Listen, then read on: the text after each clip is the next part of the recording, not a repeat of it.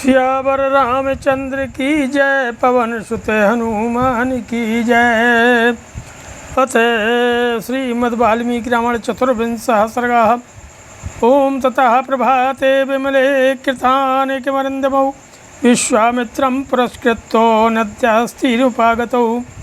इसके बाद निर्मल प्रभात काल में नित्य कर्म से निवृत्त हुए विश्वामित्र जी को आगे करके शत्रुदमन वीर श्री राम और लक्ष्मण गंगा नदी के तट पर आए। तेज सर्वे महात्मानो मुनियः संसितव्रतः उपस्थाप्य शुभां नावं विश्वामित्रमथा ब्रुवन्। उस समय उत्तम व्रत का जो है पालन करने वाले उन पुण्याश्रम निवासी महात्मा मुनियों ने एक सुंदर नाव मंगवा कर विश्वामित्र जी से कहा कि आरोहतु भगवान् नावं राजपुत्र पुरस्कृतः अरिष्टं गच्छ पंथानं मा भूतकालस्य पर्ययः। अरे महर्षि, आप इन राजकुमारों को आगे करके इस नाव पर बैठ जाइए और मार्ग को निर्विघ्नता पूर्वक तय कीजिए, जिससे विलम्ब न हो। कि विश्वामित्रस्तथेत्युक्त्वा तान् ऋषीन् प्रतिपूज्य च ततार सहितस्ताभ्यां शरतं सागरंगमाम। तो विश्वामित्र जी ने बहुत अच्छा कह करके उन महर्षियों की सराहना की और वे श्री राम तथा लक्ष्मण के साथ समुद्रगामिनी गंगा नदी को पार करने लगे। तत्र सुश्राव वै शब्दं तोयशनरं विवर्धितं मध्यमागम्य तो यशो तस्य शब्दस्य निश्चयम् ज्ञातु कामो महातेजाः सह रामः कनीयसा। गंगा की बीच धारा में आने पर छोटे भाई सहित महातेजस्वी श्री राम को दो जलों के टकराने की बड़ी भारी आवाज़ सुनाई देने लगी। यह कैसी आवाज़ है, क्यों तथा कहाँ से आ रही है, इस बात को निश्चित रूप से जानने की इच्छा उनके भीतर जाग उठी। अथ रामः सरिन्मध्ये पपृच्छ मुनिपुंगवं वारिणो भिद्यमानशोकमयं तुमुलो ध्वनि। तब श्री राम ने नदी के मध्य भाग में मुनिवर विश्वामित्र से पूछा कि जल के परस्पर मिलने से यहाँ ऐसी तुमुल ध्वनि क्यों हो रही है। राघवस्य वचः श्रुत्वा कौतूहलसमन्वितं कथयामास धर्मात्मा तस्य शब्दस्य निश्चयम्। श्री रामचंद्र जी के वचन में इस रहस्य को जानने की उत्कंठा भरी हुई थी। उसे सुनकर के धर्मात्मा विश्वामित्र ने उस महान शब्द का सुनिश्चित कारण बताते हुए कहा कि कैलाश पर्वते राम मनसा निर्मतं परम ब्रह्मणा नरशार्दूलो तेनेदं मानुषं शरः। हे नरश्रेष्ठ राम, कैलाश पर्वत पर एक सुंदर सरोवर है। उसे ब्रह्मा जी ने अपने मानसिक संकल्प से प्रकट किया था। मन के द्वारा प्रकट होने से ही वह उत्तम सरोवर मानस सरोवर कहलाता है। कि तस्मात् सुन्नावसरसः सायोध्यामुपगूह्यते सरः प्रवृत्त्या सरयूः पुण्या ब्रह्म सरच्युता। उस सरोवर से एक नदी निकली है जो अयोध्यापुरी से तटकर बहती है। ब्रह्मसर से निकलने के कारण वह पवित्र नदी सरयू के नाम से विख्यात है। तस्यामतुलः सर्वो शब्दो जाह्नवीमभिवर्तते वारिसंक्षोभिजो रामो प्रणामं निहता कुरु। उसी का जल गंगा जी में मिल रहा है। दो नदियों के जलों के संघर्ष से यह भारी आवाज़ हो रही है, जिसकी कहीं तुलना नहीं है। हे राम, तुम अपने मन को संयम में रखकर इस संगम के जल को प्रणाम करो। किताभ्यां तु वाताब बहु कृत्वा प्रणाममति धार्मिकौ तीरं दक्षिणमासाद्य जगमतुर्लघु विक्रमौ। ये सुनकर के उन दोनों अत्यंत धर्मात्मा भाइयों ने उन दोनों नदियों को प्रणाम किया और गंगा के दक्षिण किनारे पर उतरकर वे दोनों बंधु जल्दी जल्दी पैर बढ़ाते हुए चलने लगे। शबनम घोर शंकाशं दृष्ट्वा नरवरात्मजः अभिप्रहत में इक्ष्वाकः पपृच्छ मुनि पुंगवम। उस समय इक्ष्वाकुनंदन राजकुमार श्री राम ने अपने सामने एक भयंकर वन देखा जिसमें मनुष्यों के आने जाने का कोई चिन्ह नहीं था। उसे देखकर उन्होंने मुनिवर विश्वामित्र से पूछा कि अहो वनमिदं दुर्गम झिल्लिका गण संयुतम भैरवै स्वापदै कीर्णम शकुन्तैर्दारुणार्वै नाना प्रकारै शकुनै भाष्यद्भिर्भैरवश्वनै। हे गुरुदेव, यह वन तो बड़ा ही अद्भुत एवं दुर्गम है। यहाँ चारों ओर झिल्लियों की झनकार सुनाई देती है। भयानक हिंसक जंतु भरे हुए हैं। भयंकर बोली बोलने वाले पक्षी सब ओर फैले हुए हैं। नाना प्रकार के विहंगम भीषण स्वर में चहचहा रहे हैं। किशिंग व्याघ्र बराहैश्च बाणैश्चापि शोभितं धवाश्वकर्ण ककुभै बिल्वतिन्दुके पाटलै संकीर्णं बद्रीविश्व किं निदं दारुणं वनम। सिंह, व्याघ्र, सुअर और हाथी भी इस जंगल की शोभा बढ़ा रहे हैं और धौरा, अश्वकर्ण, ककुभ, बेल, तिन्दुक, पाटल तथा बेर के वृक्षों से भरा हुआ यह भयंकर वन क्या है, इसका क्या नाम है। कि तमुवाच महातेजा विश्वामित्रो महामुनि श्रूयतां वत्स काकोत्सव यस्यैतद्दारुणं वनम। तब महातेजस्वी महामुनि विश्वामित्र ने उनसे कहा कि हे वत्स ककुत्स नंदन, यह भयंकर वन जिसके अधिकार में रहा है उसका परिचय सुनो। एतौ जनपदौ स्फीतौ पूर्वमास्तां नरोत्तमो मलदास्यो करूखास्यो द्यो निर्माण निर्मितौ। हे नरश्रेष्ठ, पूर्व काल में यहाँ दो समृद्धशाली जनपद थे, मलद और करूख। ये दोनों देश देवताओं के प्रयत्न से निर्मित हुए थे। और पुरा वृत्रवधे राम मलेन समविप्लुतं क्षुधा चेउ सहस्राक्षं ब्रह्महत्या समाविशतो। राम, पहले की बात है कि वृत्रासुर का वध करने के बाद देवराज इंद्र मल से लिप्त हो गए। भूख ने भी उन्हें धर दबाया और उनके भीतर ब्रह्महत्या प्रविष्ट हो गई। तमिंद्रम मलिनम देवार्ष्यश्च तपोधना कलशै स्नापयामाशुर्मलं चास्य प्रमोचयन्। तब देवता तथा तपोधन ऋषियों ने मलिन इंद्र को यहाँ गंगा जल से भरे हुए कलशों द्वारा नहलाया तथा उनके मल और भूख को छुड़ा दिया। ये भूम्यां मलं दत्त्वा देवः कारुखमेव च शरीरजं महेन्द्रस्य ततो हर्षं प्रपेदिरे।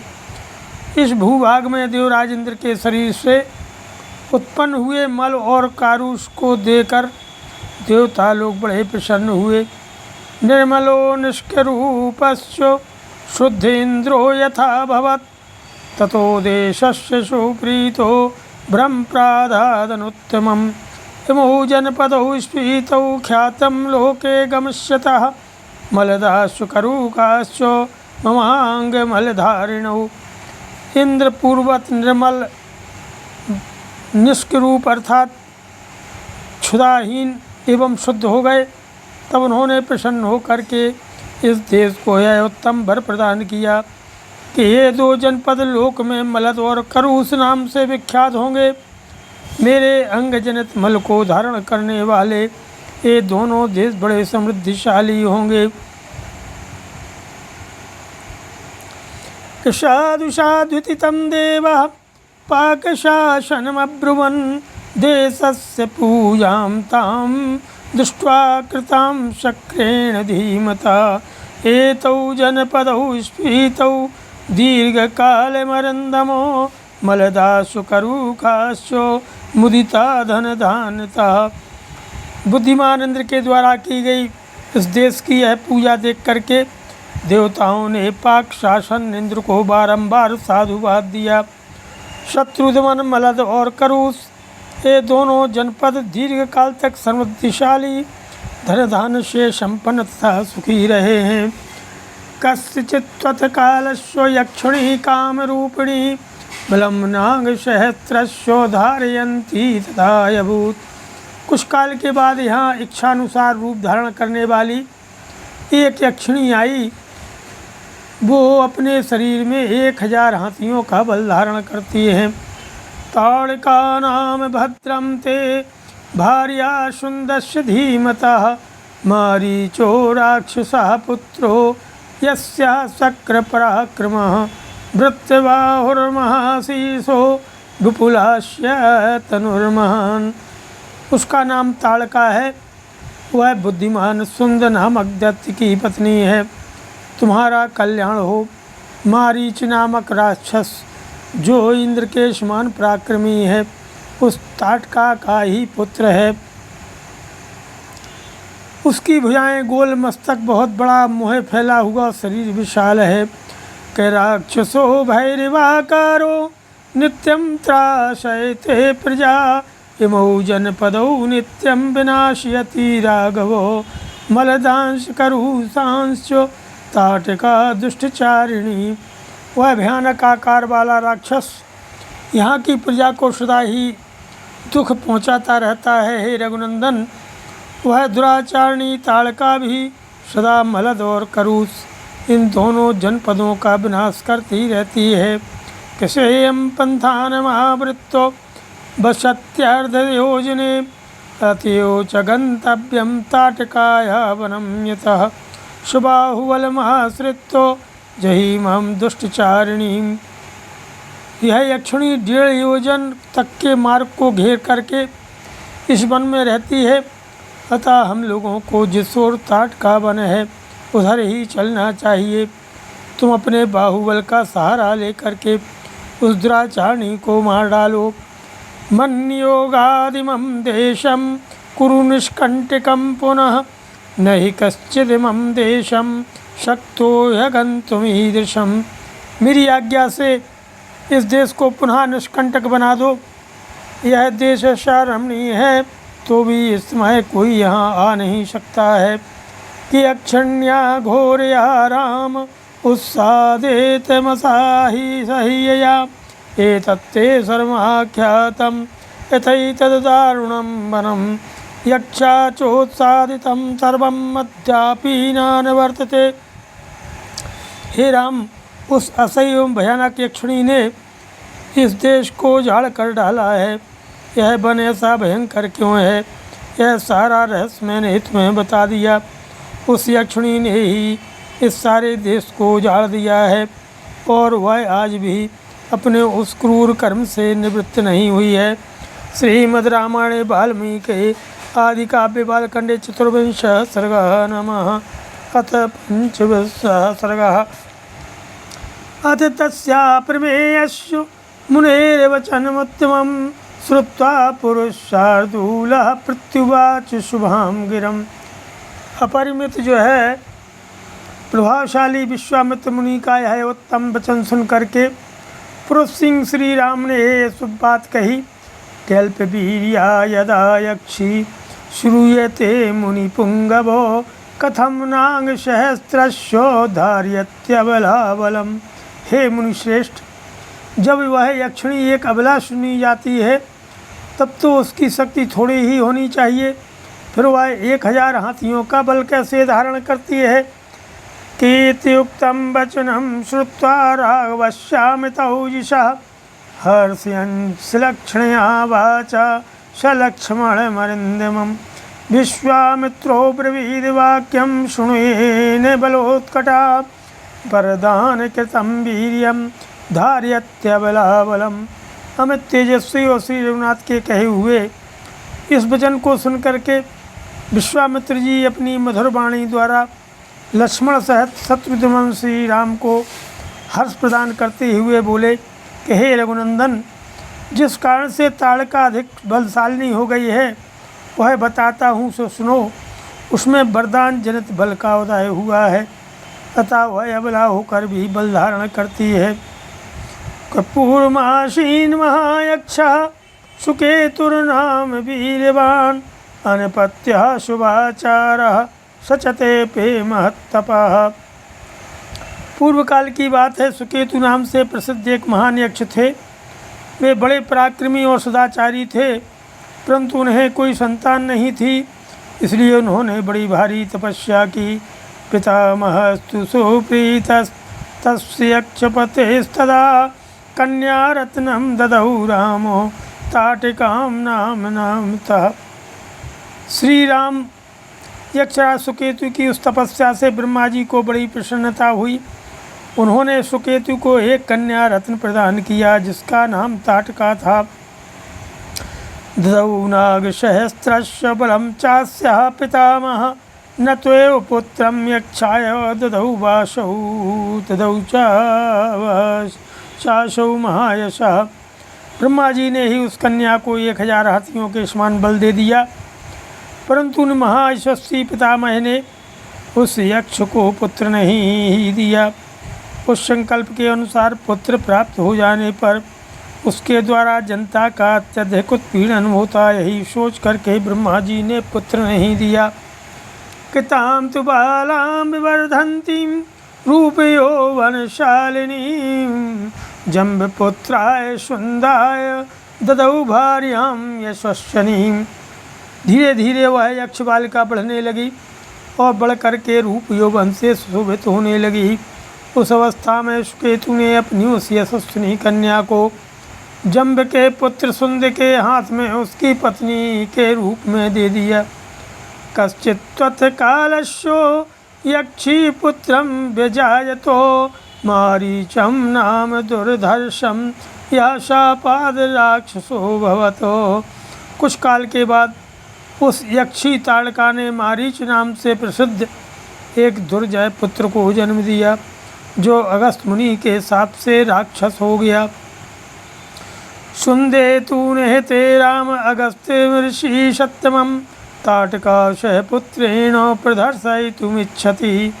हे श्री राम, अगस्त ऋषि ने ही शाप दे करके ताड़का पति शुंद को भी मार डाला। उसके मारे जाने पर ताटका पुत्र सहित जाकर मुनिवर अगस्त्य को भी मौत के घाट उतार देने की इच्छा करने लगी कि भक्षार्थं जातु संरंभा गर्जन्ती शाभ्यधावतो आपतन्तीं तु तां दृष्ट्वा अगस्त्यो भगवान ऋषि राक्षसत्वं भजस्वेति मारीचं व्याजहर्षः। वह कुपित होकर के मुनि को खा जाने के लिए गर्जना करती हुई दौड़ी।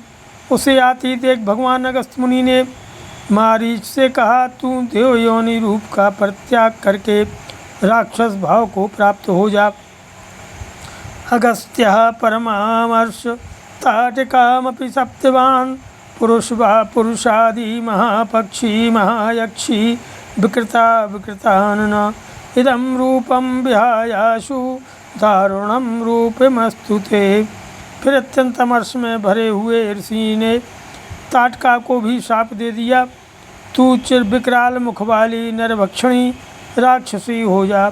तू है तो महायक्षी, परंतु अब शीघ्र ही इस रूप को त्याग कर तेरा भयंकर रूप हो जाए। सैखा शाप कृतामर्षा ताटका क्रोध मूर्छिता देशमुत्सादयत्येनम् अगस्त्याचरितं शुभम। इस प्रकार शाप मिलने के कारण ताटका का अमर्ष और भी बढ़ गया। वह क्रोध से मूर्छित हो उठी और उन दिनों अगस्त्य जी जहाँ रहते थे उस सुंदर देश को उजाड़ने लगी।